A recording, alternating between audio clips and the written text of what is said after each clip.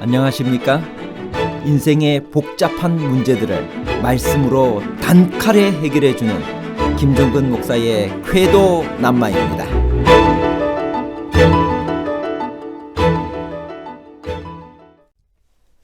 하나님께서 하나님을 거역하는 자들을 벌하시는 것이 고작 그들을 현 상태대로 포기하시고 내어 버려두시는 것인가요? 그들을 단념하시고 마음대로 하도록 방임하시는 것이 사랑이나 혹은 심판이 될 수 있을까요? 또는 그들을 처음부터 멸망하도록 예정하셨기 때문에 포기하시는 것일까요?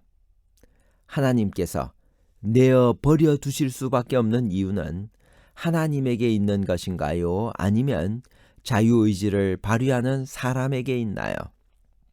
하나님과 사람에 관한 복잡한 문제를 하나님 말씀의 가르침으로 명쾌하게 해결해 드리겠습니다.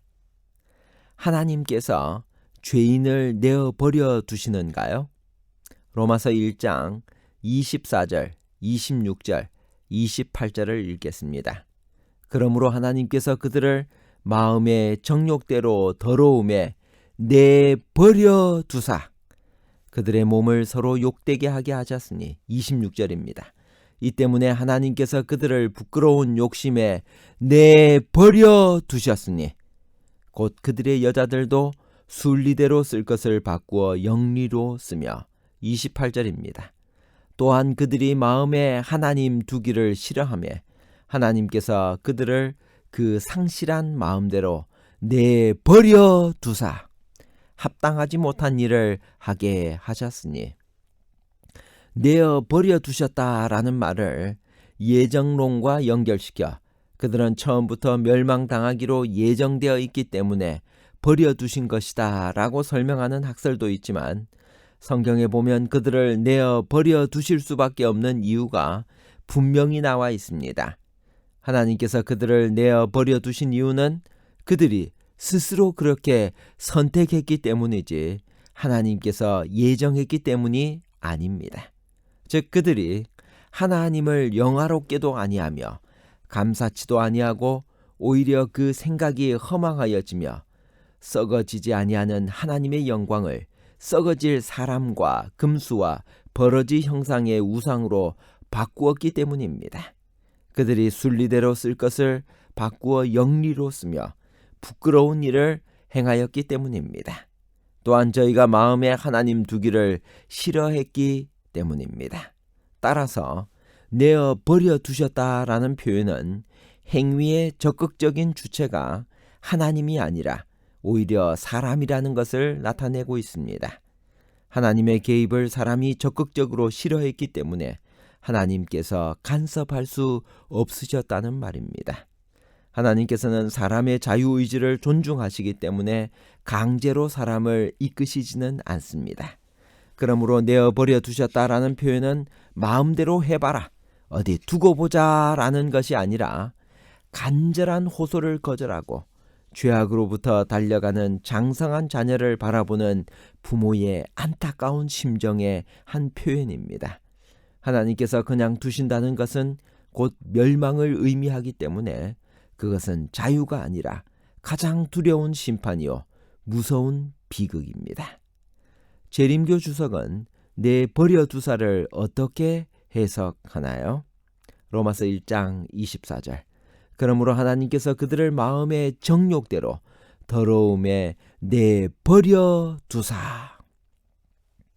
내어버려 두사라고 하는 이 말은 이방인들이 고집스럽게 하나님에게서 돌이켜 그들의 심령에서 그분을 내쫓았을 때 하나님은 그들이 자멸의 길을 가도록 버려 두셨습니다.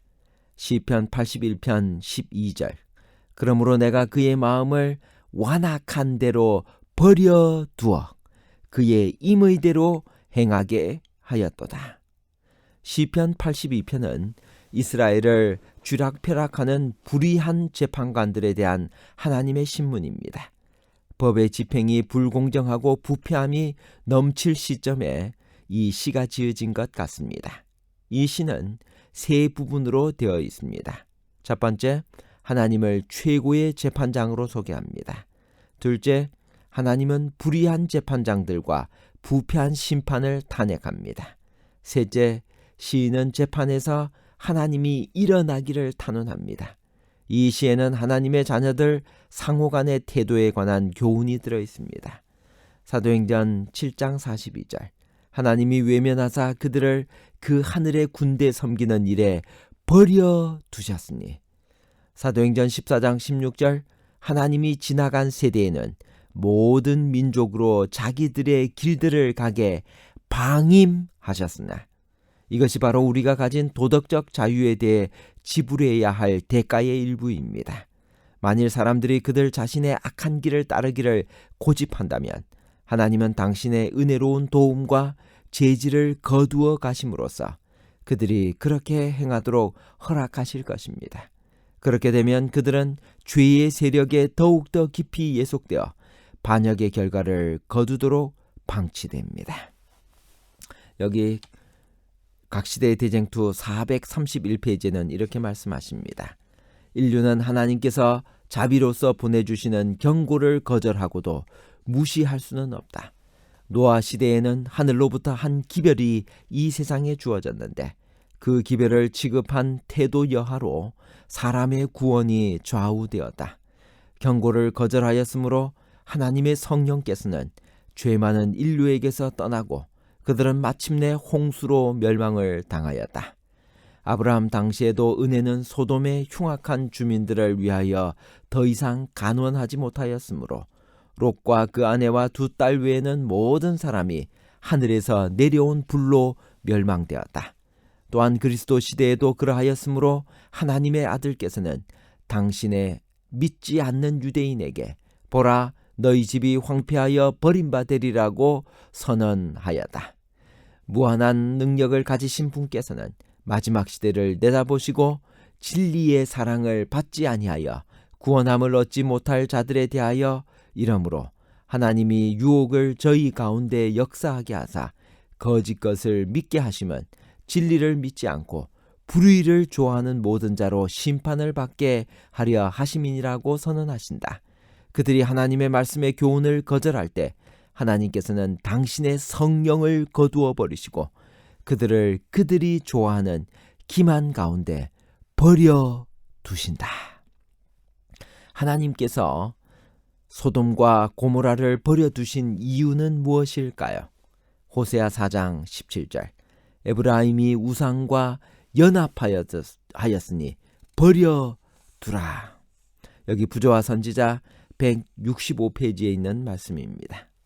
세상의 구주께서는 소돔과 고모라를 멸망시킨 죄보다 더 큰 죄가 있다고 선언하신다. 죄인들을 회개하도록 부르시는 복음의 초청을 듣고도 이것에 주의를 기울이지 않는 자들은 시딤 골짜기의 주민보다 하나님 앞에 죄가 더 크다. 또한 그보다 더 큰 죄는 하나님을 알고 그 계명을 지키노라 공언하면서도 그들의 품성과 일상생애에서 그리스도를 부인하는 자들의 죄이다. 구세주의 경고에 비추어 보면 소돔의 운명은 공공연하게 죄를 범하는 자들뿐 아니라 하늘이 보내신 빛과 특권을 무시하는 모든 자들에게 대한 엄숙한 훈계이다. 그러나 만일 잘못을 저지르는 사람이 불쌍히 여기는 부드러운 사랑으로 그를 부르시는 음성에 유의하기를 고집스럽게 거절할 것 같으면 마침내 그는 어둠 속에 버려질 것이다. 오랫동안 하나님의 긍휼을 멸시한 마음이 점차 죄로 굳어지면 더 이상 하나님의 은혜의 가마를 느끼지 못한다. 탄원하시는 구세주께서 마침내 그에게 우상과 연합하였으니 버려두라고 선언하실 그 영혼의 운명은 참으로 비참할 것이다. 심판날에는 그리스도의 사랑을 알고도 세상의 죄악의 향락을 택하여 돌아선 사람들이 소돔 사람들보다 훨씬 더 견디기 어려울 것이다. 자비의 제의를 업신여기고 있는 그대들이여, 하늘의 책들에 기록된 그대들에게 불리한 긴 내용들을 생각해보라. 하늘에는 민족들과 가정들과 개인들의 불신의 기록이 보존되어 있다.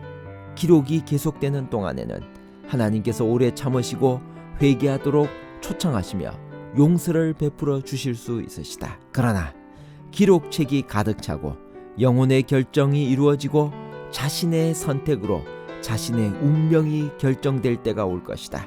그때에는 심판이 집행될 징조가 주어질 것이다. 오늘날 종교계의 형편에 경종을 울려야 할 이유가 있다. 하나님의 긍휼은 멸시를 받아왔다. 많은 사람들은 사람의 계명으로 교훈을 삼아 가르치며 여호와의 율법은 소용없다고 말한다. 결론입니다. 첫 번째, 하나님께서 내어버려 두실 수밖에 없는 이유는 하나님에게 있는 것이 아니라 사람에게 있었습니다. 둘째, 사람들이 모든 사람을 구원하고 싶어 하시는 하나님의 손길을 완강하게 거부했기 때문입니다. 셋째, 사람의 자유의지를 존중하시는 하나님께서는 사람을 억지로 강요하지 않으시기 때문에 그들의 선택을 내어버려 두실 수밖에 없으셨습니다. 그것은 사람에게 있어서 가장 무서운 심판이요 비극입니다. 감사합니다.